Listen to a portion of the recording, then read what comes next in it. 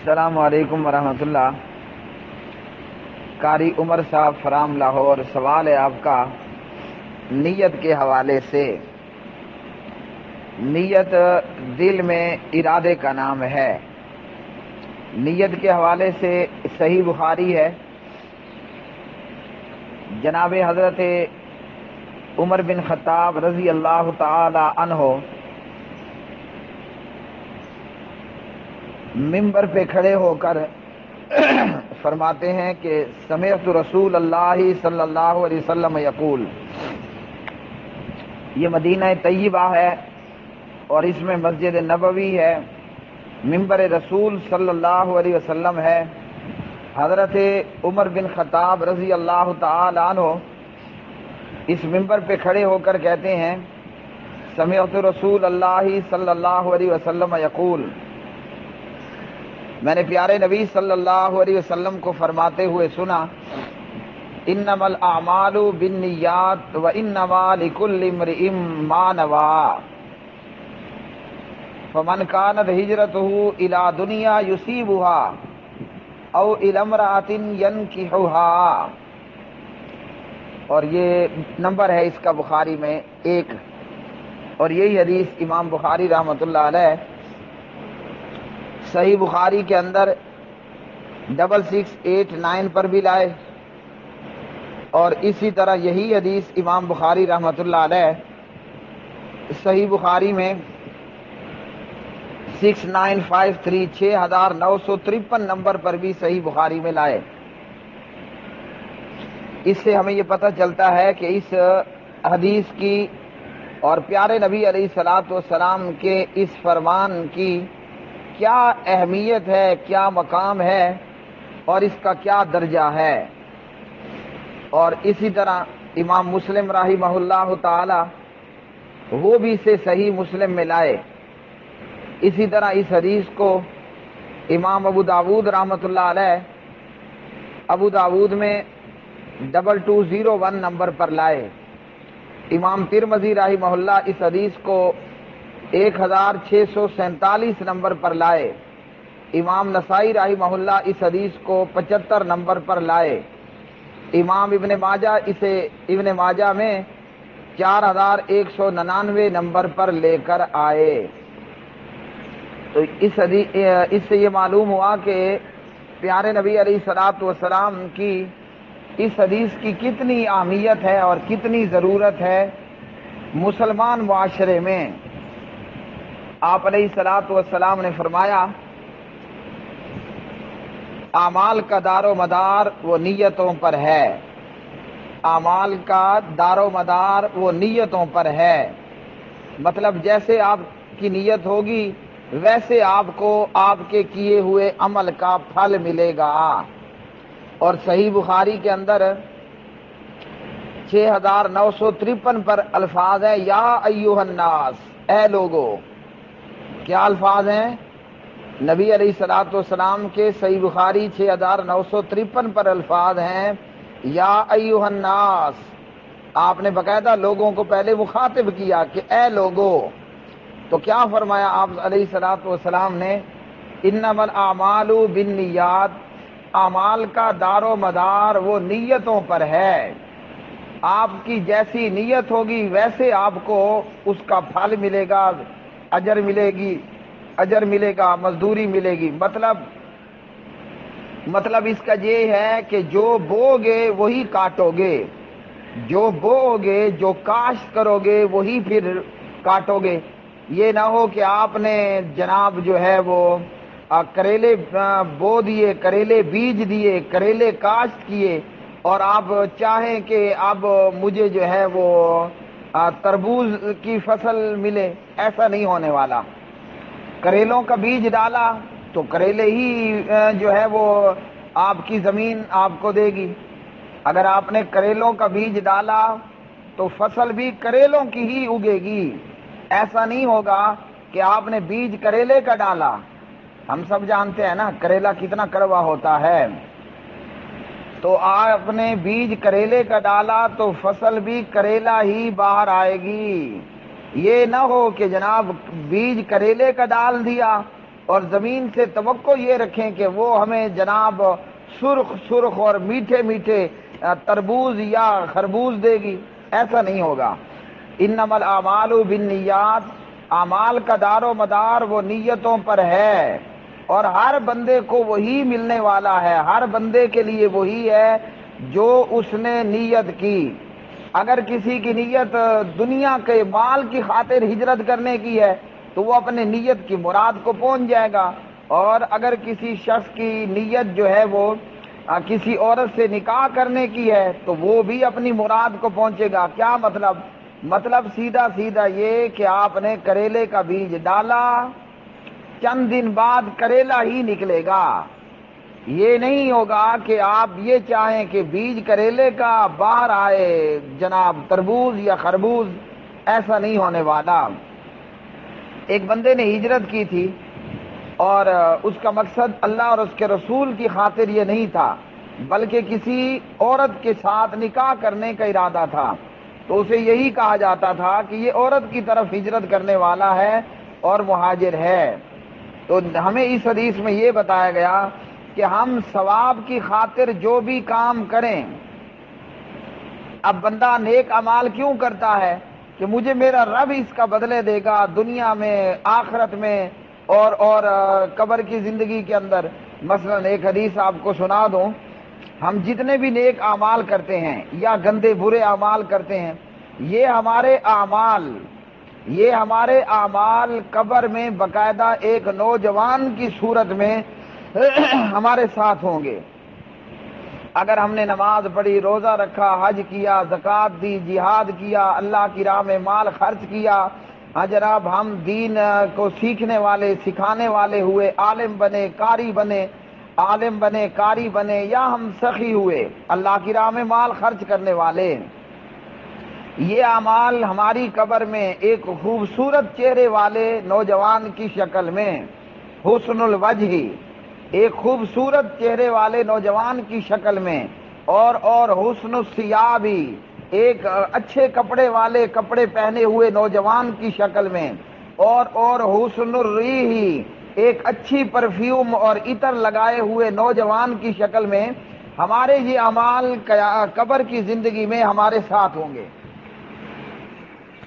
اور اسی طرح اگر ہم نے گندے اور برے اعمال کیے تو یہی ہمارے برے اعمال قبر کی زندگی میں ایک خبیث شکل والے نوجوان کی صورت میں، اور ایک بدبودار گندی سمیل والے نوجوان کی شکل کی صورت میں، اور میلے کچیلے کپڑے پہنے ہوئے ایک نوجوان کی صورت میں قبر کی زندگی میں ہمارے ساتھ ہوں گے۔ اب جس کی نیت میں بدی ہے، جس کی نیت کے اندر برائی ہے، جس کی نیت کے اندر ریاکاری موجود ہے، وہ نماز بھی پڑھتا ہے، روزہ بھی رکھتا ہے، وہ سخاوت بھی کرتا ہے، اللہ کی راہ میں مال بھی خرچ کرنے والا ہے، اب وہ یہ چاہے کہ قبر میں میرے یہ اعمال حسن الوجہ، حسن الریح، حسن الثیاب اس نوجوان کی شکل کی صورت میں ہوں، ایسا نہیں ہوگا۔ کیوں؟ آپ نے بیج کس چیز کا ڈالا تھا؟ تربوز کا یا خربوزے کا؟ بیج کس چیز کا ڈالا تھا؟ تربوز کا یا خربوزے کا یا کریلے کا؟ بیج ڈالا ہے کریلے کا، تو قبر میں بھی کریلا ہی ہوگا نا۔ مطلب گندی شکل والا، گندے لباس والا، گندی سمیل والا نوجوان آپ کے ساتھ ہوگا۔ تو اس لیے پیارے نبی علیہ السلام نے ہمیں یہ تعلیم دی کہ نیک اعمال کرتے ہوئے اپنی نیتوں کی درستگی کو لازم کرنا ہے۔ پھر نہ کہنا کہ جناب ہم نے تو اللہ کی راہ میں مال خرچ کرتے ہوئے حاتم طائی بنے تھے، ہاں ہم تو جہاد کرتے ہوئے خالد بن ولید کے راستے پر چلے تھے۔ پھر یہ نہ کہنا کہ ہم نے تو بڑے نیک اعمال کیے، یا اللہ ہم نے تو تربوز بیجے، ہم نے تو خربوزے بیجے، اور یہ کیا رزلٹ میں کریلا۔ اللہ کے آگے شکوہ نہ کرنا۔ کیوں؟ اس لیے کہ اگر عمل کرتے ہوئے نیت خراب ہوئی تو جیسی نیت ہوگی ویسے تمہیں رزلٹ ملے گا۔ تو پیارے نبی علیہ السلام نے فرمایا اعمال کا دار و مدار نیتوں پر ہے، یعنی بندے کی نیت ٹھیک تو آگے رزلٹ بھی اچھا نکلے گا، اور اگر کوئی بد نیت کے ساتھ اللہ کی راہ میں مال خرچ کرتا ہے وہ سخی کی بجائے وہ مشرک ہے۔ اگر کوئی ریاکاری کرتے ہوئے روزہ رکھتے ہوئے نماز پڑھتے ہوئے ریاکاری کرتا ہے تو فقط اشرکا، اس نے یقیناً شرک کیا۔ اور نبی علیہ الصلوۃ والسلام نے فرمایا مجھے تمہارے متعلق شرک اصغر کا زیادہ ڈر ہے، او کما قال علیہ الصلوۃ والسلام۔ اور یہ چھوٹا منی شرک کیا ہے؟ یہ ریاکاری ہے۔ ریاکاری کا کیا مطلب؟ دکھلاوے کا کیا مطلب؟ اس کا سیدھا مطلب ہے ہماری نیتوں میں کھوٹ، نیتوں کی خرابی۔ اب نماز پڑھنا بڑا نیک عمل ہے، روزہ رکھنا بڑا نیک عمل ہے، جہاد کرنا بڑا نیک عمل ہے، اللہ کی راہ میں مال خرچ کرنا بڑا نیک عمل ہے، قرآن پڑھنا، پڑھانا، سیکھنا، سکھانا، خطبے، بیانات، تقاریر ہیں، یہ سب بڑے نیک اعمال ہیں۔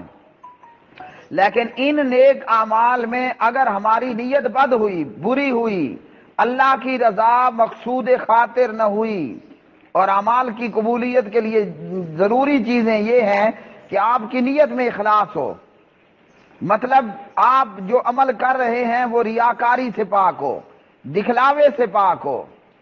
آپ عمل کر رہے ہیں اس کی قبولیت کے لیے ضروری بنتا ہے کہ وہ اللہ کے حکم مطابق ہو، جناب محمد الرسول اللہ صلی اللہ علیہ وسلم کی تعلیمات کے مطابق ہو۔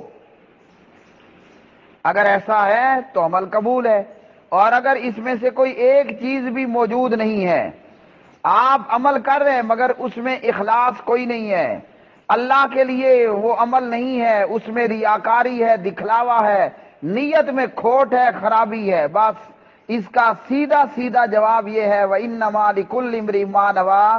کریلا بیجا تو فصل بھی کریلا ہی آئے گی، یہ نہیں کہ کریلے کا بیج ڈالا اور آپ کہیں کہ مجھے تربوز اور خربوز کی جو ہے وہ فصل چاہیے۔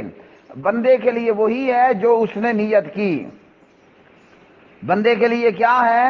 جو اس نے نیت کی ہی وہی آدمی کو پھل ملے گا۔ تو نیت میں کھوٹ، پھل بھی اسی طرح ملے گا، اور نیت اگر درست تو پھر اس صورت میں یہ ہے کہ پھل بھی آپ کو بہترین ملے گا۔ قیامت کے دن میں ایک قاری آئے گا، ایک عالم آئے گا، ایک خطیب آئے گا، ایک علامہ آئے گا، ہاں، قرآن پڑھنے والا، بیانات کرنے والا، خطبات کرنے والا، اور آ کر اللہ سبحانہ و تعالیٰ کے سامنے عرض کرے گا میں نے قرآن پڑھایا، بیانات کیے، خطبے دیے تیری خاطر۔